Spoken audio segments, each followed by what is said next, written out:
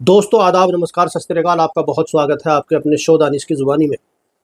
Crime की दुनिया में कोई ऐसा रिश्ता है नहीं जिसके साथ अन्याय या कत्ल ना हुआ हो, और कोई ऐसा रिश्ता नहीं है जिसने कत्ल ना करा हो।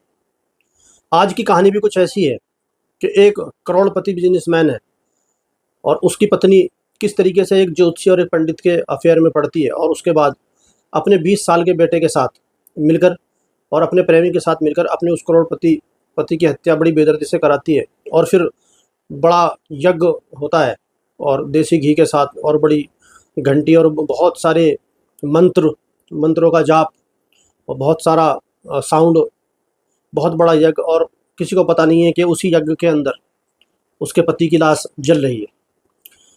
तो कहानी सुनाता हूँ आपको सिलसिलेवार। कहानी है उडुपी शहर। वहाँ पर एक बड़े व्यापारी हैं जिनका नाम है भास्कर शेट्टी। अपनी मेहनत के दम पर बहुत तरक्की करते हैं। उसके बाद दुबई जाते हैं और वहाँ पर जाकर एक सुपरमार्केट की पूरी चैन खोलते हैं। बहुत बड़ा उनका व्यापार खड़ा होता है। और उडुपी शहर में एक दुर्गा होटल खोलते हैं, वो भी काफ़ी बड़ा है। और बहुत सारा पैसा शेयर मार्केट में, बहुत सारी कॉमर्शियल बिल्डिंग, बहुत सारा रेंट, एक तरीके से बहुत हंसी खुशी ज़िंदगी, और बहुत ही अच्छा उनका व्यापार और उनका बिजनेस चल रहा है। 3 भाई हैं, 3 बहन हैं। उनको मिलाकर 4 भाई हैं और 3 बहन हैं। माता पिता हैं, एक पत्नी है और एक 20 साल का बेटा है।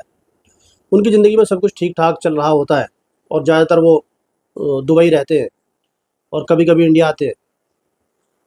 तो उनकी पत्नी होती है जिसका नाम है राजेश्वरी शेट्टी, और एक 20 साल का उनका बेटा है, उसका नाम है नवनीत शेट्टी। तो जो भास्कर शेट्टी है, इनका जो बेटा है नवनीत शेट्टी है, इसकी तबीयत ख़राब रहती है। और जाहिर सी बात है, जो इतना बड़ा आदमी है वो अच्छे से अच्छे हॉस्पिटल में दिखाएगा, लेकिन बहुत सारी बीमारियाँ ऐसी हो जाती हैं कि बड़े से बड़े अस्पतालों में भी उनका इलाज नहीं हो पाता। और फिर कोई भी आदमी है या माँ बाप है, इधर उधर भटकने लगते हैं। और जैसे जैसे ये हकीम होते हैं, वैद्य होते हैं, झोला छाप डॉक्टर होते हैं, या फिर ये कह दो कि आप तांत्रिक ज्योतिषी हैं। अब जहाँ पे भी उनको जरा सी भी ऐसी उम्मीद होती है कि वहाँ से हमारे जो मरीज़ है इसकी तबीयत ठीक हो सकती है, सुधार हो सकता है, तो जाहिर सी बात है जिसका अकेला बेटा है, करोड़ों की संपत्ति है, वो वहीं पर जाएगा। अब क्योंकि जो पिता हैं भास्कर शेट्टी वो ज़्यादातर बाहर रहते हैं, और जो माता है राजेश्वर शेट्टी और नवनीत शेट्टी, उनका 20 साल का बेटा, ये यहीं पर रहते हैं। तो ये राजेश्वरी शेट्टी काफ़ी परेशान रहती है और सब अस्पतालों में, कभी वैद्य के पास, कभी हकीम के पास, कभी किसी बड़े मंदिर में, कभी बड़ी दरगाह में, इस तरीके से वो हर तरीके कोशिश करती है कि नवनीत को जो भी बीमारी है वो उसकी दूर हो जाए। इसी बीच उसका संपर्क होता है एक पंडित और ज्योतिषी जिनका नाम था निरंजन भट्ट। इनसे उनका संपर्क होता है और ये अपनी सारी जो परेशानी है नवनीत की बताती हैं। और उसके बाद वो काफ़ी सारी जो उनकी पूजा पाठ और यज्ञ हैं और बहुत सारे मंत्र हैं और कुछ दवाई, कुछ मंत्र उनको बताते हैं कि आप ऐसा करो जो ये ठीक हो जाएगा। अब उनसे उनका आना जाना शुरू हो जाता है, मेल मिलाप शुरू हो जाता है। तो जो ये राजेश्वरी शेट्टी थी, ये माता काली की बहुत भक्त थी, काली माता की। और ये चीज़ वो अपनी ख्वाहिश में बताती हैं निरंजन भट्ट को, पंडित को, कि मैं माँ काली की बहुत भक्त हूँ और मैं चाहती हूँ कि मैं उनके दर्शन करके आऊँ। अब क्योंकि जो पंडित हैं, ज्योतिषी हैं, वो कहती है कि तुम भी मेरे साथ चलो, क्योंकि थोड़ा बिल्कुल एकदम विधि विधान के साथ पूजा हो जाएगी माता काली की, और वहाँ पे अच्छे तरीके से हम क्योंकि जिसको पता नहीं है, हम तो गए और दर्शन करके आ गए, लेकिन जो पुजारी हैं, पंडित हैं, उनको पूरे तरीके से पता है क्या चीज़ चढ़ानी है और किस तरीके से पूजा करनी है, किस तरीके से दुआ मांगनी है। तो वो ये जो निरंजन भट्ट को अपने साथ लेकर जाती हैं। माता काली के दर्शन होते हैं, उसके बाद ये मुंबई जाते हैं। मुंबई जाकर ये जो अपना इनका बेटा है नवनीत शेट्टी, उसको उसके कजन के घर भेज देते हैं। और राजेश्वरी और निरंजन भट्ट ये दोनों किसी लॉज में जाकर रुकते हैं और वहाँ पर इनके संबंध बनते हैं और इनका रिश्ता और गहरा होता चला जाता है। अब जैसे बड़े घराने होते हैं तो इनके अंदर काफ़ी सारे ऐसे नौकर होते हैं, बहुत सारे ड्राइवर होते हैं, बहुत सारे कुक होते हैं, कुछ सफाई वाले होते हैं, कुछ सिक्योरिटी गार्ड होते हैं। तो उनमें कोई ऐसा वफादार था भास्कर शेट्टी का कि सारी की सारी खबर वो दुबई में बैठे हुए भास्कर शेट्टी को पल पल की खबर देता है कि कितनी बार पंडित जी आ रहे हैं, कितनी बार आपकी वाइफ वहाँ पर जा रही हैं और वो माता काली के वहाँ गए हैं या इस लॉज में ठहरे हैं। अब ये सुनकर कोई भी पति है जो सारी मेहनत अपने पत्नी और बेटे के लिए ही कर रहा है, सारी प्रॉपर्टी उनकी है और वो रात दिन जो भी मेहनत कर रहा है उन्हीं के लिए है, क्योंकि और कोई उसका है नहीं। सबसे ज़्यादा प्यार आदमी अपने बेटे और पत्नी से करता है। तो उसको बड़ा जानकर ये बहुत दुख होता है भास्कर को कि ऐसा नहीं हो सकता। और फिर वो ये बिल्कुल फाइनल करते हैं कि मैं इसकी तह तक जाऊंगा और इसका पूरा पता लगाऊंगा, क्योंकि हो सकता है कि वो झूठ बोल रहा हो, या कई बार ऐसा होता है कि मालकिन ने डांट दिया और वो उस पर तहमत लगा रहा हो। तो वो एक तरीके से उसकी जासूसी कराते हैं कि सबूत के साथ मुझे चाहिए कि इनके बीच कुछ है या नहीं है।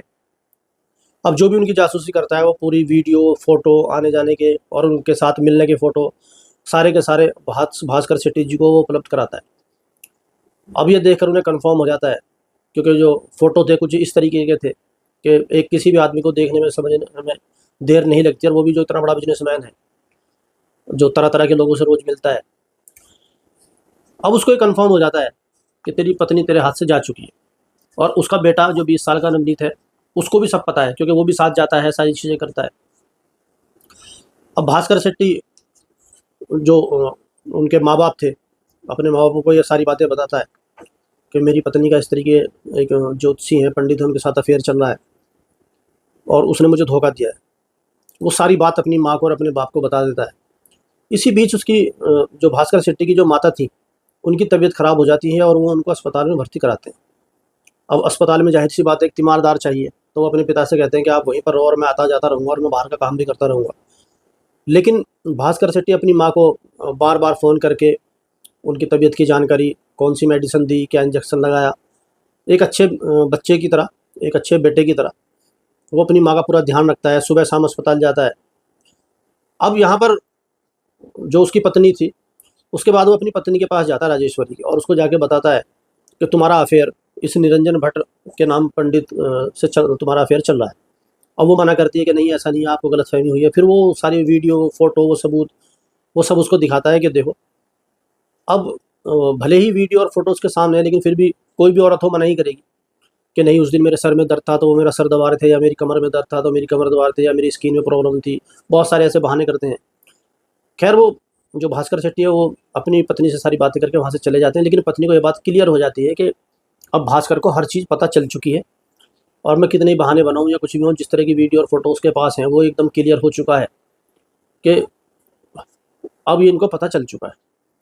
अब जाहिर सी बात है, वो कहावत है कि चोर की दाढ़ी में तिनका। अब उसको ये लगता है कि इससे पहले कोई भास्कर कोई ऐसा एक्शन ले, क्योंकि बहुत बड़ी प्रॉपर्टी थी, शेयर मार्केट, जो इंश्योरेंस पॉलिसी, कॉमर्शियल बिल्डिंग और दुबई में सुपर मार्केट, बहुत सारी चीज़ें ऐसी थीं जहाँ का किराया आता था, ऐशो आराम की ज़िंदगी। तो वो पंडित को बहुत सारी ऐसी चीज़ें गिफ्ट करती हैं। अब आपको ये सुनकर यकीन नहीं होगा कि आदमी कोई भी औरत किसको क्या चीज़ गिफ्ट कर सकती है ज़्यादा से ज़्यादा, लेकिन यहाँ पर वो इसको बहुत बड़ा घर दिलाती है, बहुत बड़ी कार देती है, बहुत सारे कपड़े दिलाती है और उनको बहुत सारा कैश देती है। तो पंडित के साथ पूरे दिल खोल कर वो खर्चा करती है। जाहिर सी बात है, जिसकी इतनी सारी प्रॉपर्टी है। अब पंडित पूरी तरह से मूत्रमुग्ध हो जाता है हर तरीके से कि मुझे मेरी तो यहाँ से ऐश हो गई।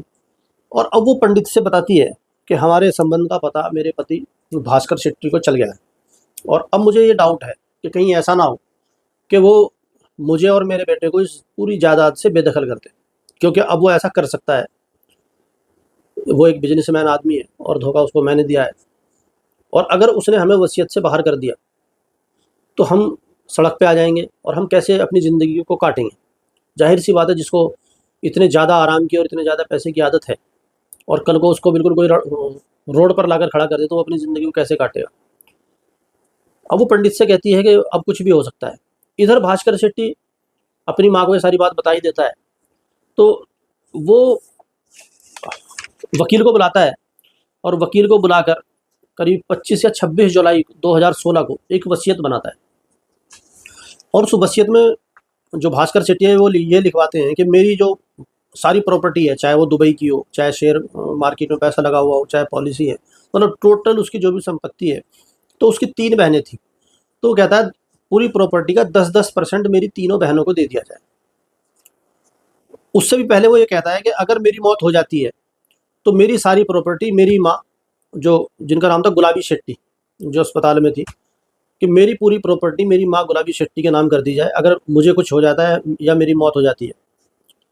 और अगर मेरी माँ की मौत हो जाती है, उसके बाद में कई बार ऐसा भी होता है कि माँ की मौत पहले हो गई या बेटे की मौत पहले होगी, तो कुछ भी हो सकता है, तो वो उसके अंदर सारी कंडीशन डाल देता है कि अगर मेरी मौत होती है तो सारी प्रॉपर्टी गुलाबी शेट्टी के नाम, माँ के नाम, और अगर माँ की भी मौत हो जाती है तो फिर सारी प्रॉपर्टी 10-10% जो उसकी 3 बहनें थी उनका, और बाकी जो 70% बचेगा, क्योंकि 10-10% से 30% बहनों को चला गया, जो बाकी जो 70% बचता है, तो वो ये कहता है कि ये सारा का सारा 70% मेरे जो 3 भाई हैं उनको ये दे दिया जाए, और पूरा कारोबार, सारे जो भी पैसे हैं, शेयर, हर चीज़ के मेरे सारे भाइयों को दे दिया जाए। और जो मेरी पत्नी है जिसका नाम है राजेश्वरी शेट्टी, और नवनीत शेट्टी जो बेटा है, उसको मेरी पूरी प्रॉपर्टी में से कुछ नहीं मिलेगा।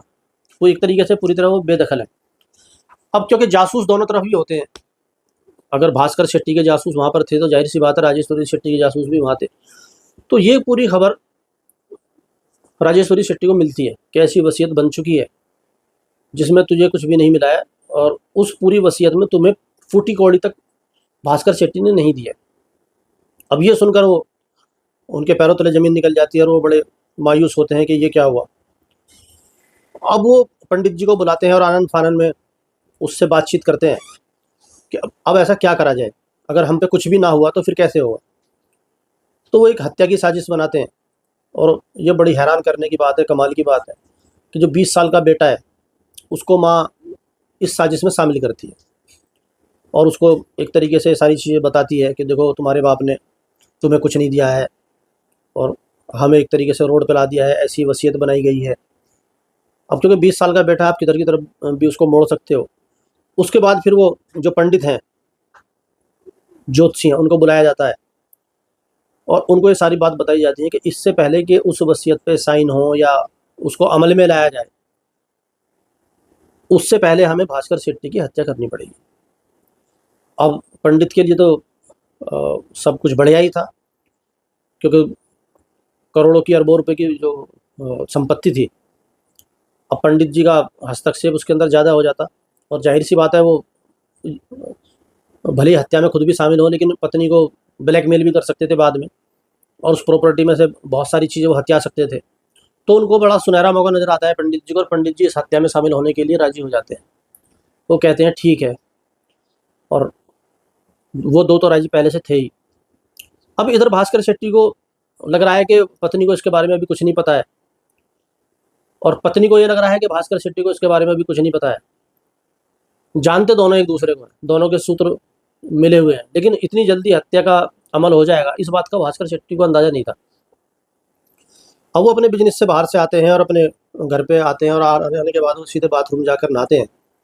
नहाने के बाद वो घर से निकलते हैं तो यहाँ पर जो पंडित जी हैं, जो नवनीत शेट्टी हैं, जो उनका बेटा है 20 साल का, वो बाथरूम के बाहर उनका इंतजार कर रहे होते हैं। अब जाहिर सी बात, आदमी नहा के निकल रहा है, उसको इतना अंदाज़ा है ही नहीं कि तेरी हत्या भी हो सकती है।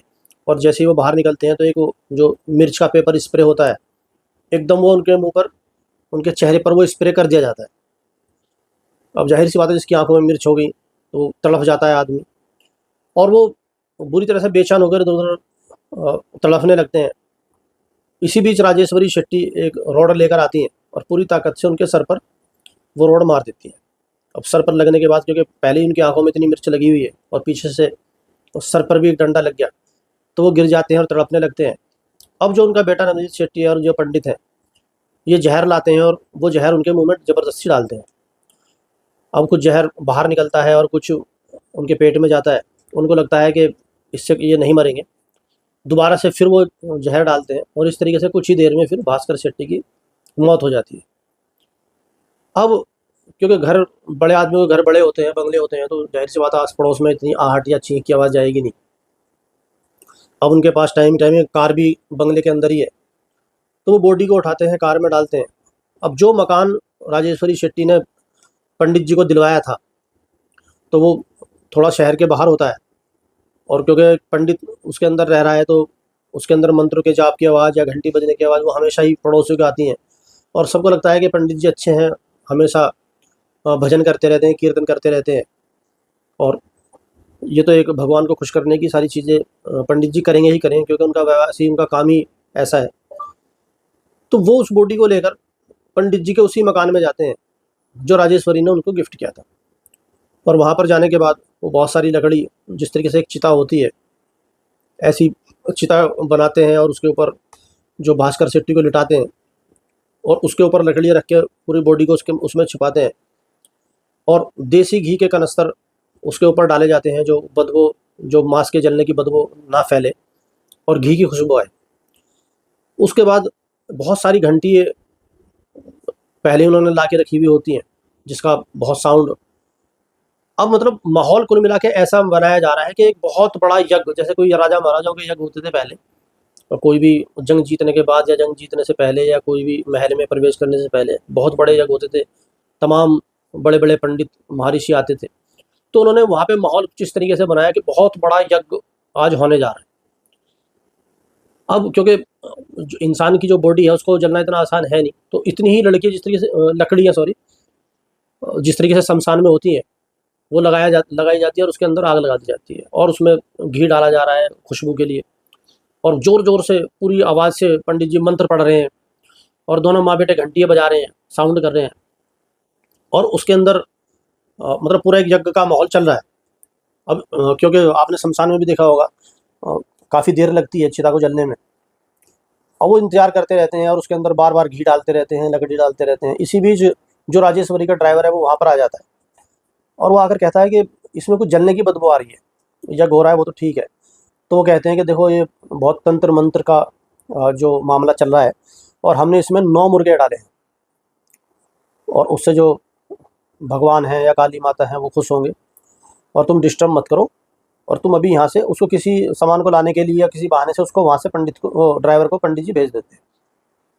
अब ड्राइवर वहाँ से चला जाता है, क्योंकि उसको भी पता है कि हाँ ऐसा ही हो रहा होगा, क्योंकि वो भी उनके साथ बार बार जाता रहता था, जो उनका बेटा है नवनीत, उसकी बीमारी के लिए वो राजेश्वरी शेट्टी ऐसा करती रहती थी। तो वो ये सुनकर वहाँ से चला जाता है। अब जो भी टाइम लगता है उसमें घंटे 2 घंटे का, पूरी जब बॉडी जल चुकी होती है, अब उसके बाद जो उसमें से हड्डियाँ चुनी जाती हैं, जिस तरीके से बिल्कुल वही शमशान घाट में फूल चुनते हैं, जब आग ठंडी हो जाती है उसके बाद फिर उसमें से वो हड्डियाँ बीनते हैं भास्कर शेट्टी की। अब वो जो ड्राइवर है वो अचानक फिर से आ जाता है, और आने के बाद देखता है जो उसकी मालकिन है, जो उसकी बॉस हैं, वो जो चिता की जो राख है, जो हवन की जो राख थी, उसमें से कुछ बीन रही है। तो वो हेल्प के लिए कि मैडम मैं भी आपके साथ ये बिनवाता हूँ, वो मना करती है कि नहीं नहीं तुम रहना, तुम्हें ज़रूरत नहीं है। लेकिन वो, उसको लगता है कि नहीं मुझे अपनी मालकिन की सपोर्ट करनी चाहिए, ऐसा कैसे होगा कि मैं ड्राइवर होकर खड़ा हुआ हूँ और मेरी मालकिन यज्ञ में से कुछ ढूंढ रही है। तो उसका दिल मानता नहीं है, और वो भी अपनी मैडम के साथ, अपनी मालकिन के साथ वो उसमें से हड्डियाँ चुननी शुरू करता है। लेकिन जैसे ही वो हड्डी चुननी शुरू करता है तो उसमें उसके हाथ में इंसानी हड्डी आनी शुरू हो जाती है, और वो देखकर चौंक जाता है, और उसका जो चेहरा है एकदम पीला पड़ जाता है। अब राजेश्वरी समझ चुकी थी कि इसको पता चल चुका है, तो वो उसको धमकाती है, देखो ये जो हड्डियाँ हैं ये तुम्हारे बॉस, तुम्हारे मालिक भास्कर शेट्टी की हैं, हमने उसको मार दिया है। अब अगर तुमने कोई मुँह खोला है, जाते तुमने होशियारी दिखाई, तो हम तुमको भी इसी तरह से यहीं पर जला देंगे, नहीं तो तुम्हारी भलाई इसमें है, तुम चुप रहो। अब कोई भी आदमी हो जिसको पता है इन्होंने अभी अभी एक मर्डर करा है और लाश जलाई है, तो उसको दूसरा मर्डर करने में, लाश जलाने में कितनी देर लगेगी। अब वो खैर अपनी भलाई चुप रहने में ही समझता है, और वो उनके साथ शामिल हो जाता है एक तरीके से। उसके बाद एक नदी होती है वहाँ पर उस नदी में जाकर, पल्ली पल्ली नहर है वहाँ पे कोई, वहाँ नहर में जाकर वो जो भी हड्डियाँ बचती हैं भास्कर की, वो सारी हड्डियाँ उस पल्ली नहर में जाकर बहा कर आ जाते हैं। अब उनका ये काम पूरा हो गया, वो वापस आते हैं अपने घर, जाकर सो जाते हैं सब, पंडित जी अपने घर, ड्राइवर अपने घर, और जो राजेश्वरी और नवनीत थे वो अपनी बंगले पर, कोठी पर आ जाते हैं और सो जाते हैं। इधर अस्पताल के अंदर जो उसकी माँ बीमार है, उसको लगता है मेरे बेटे ने, जो मुझे हर दूसरे तीसरे घंटे में फ़ोन करके पूछता है कि कौन सी मेडिसिन दी है, क्या इंजेक्शन दिया है, उसका फ़ोन ही नहीं आया है, क्योंकि ये तो काफ़ी टाइम हो गया। अब वो इंतज़ार करती हैं, फिर अपने पति से कहती हैं कि देखो भास्कर शेट्टी कहाँ है। अब पूरा एक दिन गुजर जाता है। अब माँ परेशान होना शुरू हो जाती है, क्योंकि माँ को ये पता था कि जो पत्नी है उसकी, राजेश्वरी शेट्टी, उसका अफेयर किसी पंडित के साथ चल रहा है, और मेरा बेटा आया नहीं है। मोबाइल उसका बंद आ रहा है। वो अपने पति से और जो भास्कर शेट्टी के भाई हैं उनको फ़ोन करती है और पता अपने लेवल से पता करते हैं कि वो कहाँ है, लेकिन कहीं पर भी भास्कर शेट्टी का पता नहीं चलता और मोबाइल स्विच ऑफ है। तो माँ को ये यकीन नहीं आता कि ऐसा हो ही नहीं सकता कि वो मेरे पास ना आए मेरा बेटा, जिसने मुझे भर्ती कराया, जो हर दूसरे घंटे मुझे फ़ोन कर रहा है। अब वो अपने पति को भेजकर सीधा थाने के अंदर एफआईआर कराती है और वो सीधा शक जताती है कि मेरा बेटा गायब है, गुमशुदा है, और मुझे शक है अपनी बेटे की पत्नी राजेश्वरी पर, बहू पर। अब क्योंकि एक नाम दर्ज रिपोर्ट होती है तो पुलिस का एक्शन एक अलग ही होता है। अब पुलिस उससे पूछताछ करती है, राजेश्वरी से और नवनीत से, दोनों मना करते हैं। अब उसके बाद जो थाने के एसएचओ होते हैं उनको लगता है कि ये कुछ बोलेंगे नहीं, तो उनमें जो सबसे कमज़ोर कड़ी थी वो थे पंडित।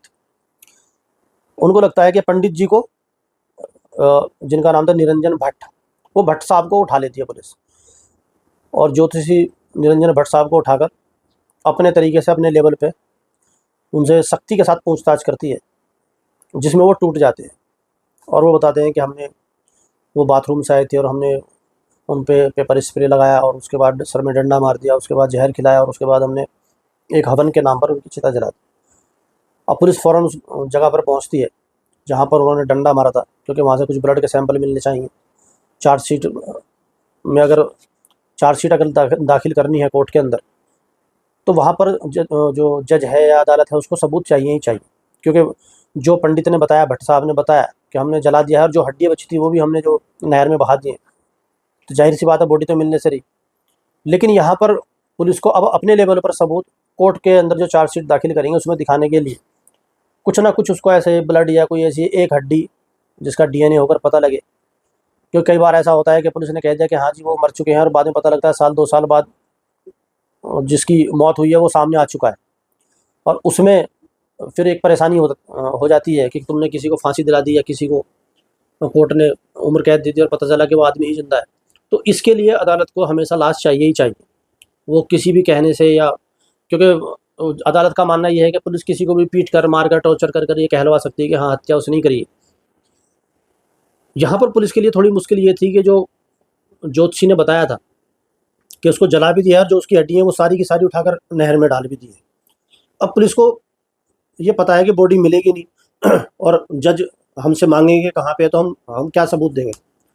तो उसके लिए सबसे पहले वो बाथरूम के आगे जाते हैं और वहाँ पर जो फॉरेंसिक टीम है उसको ले जाते हैं।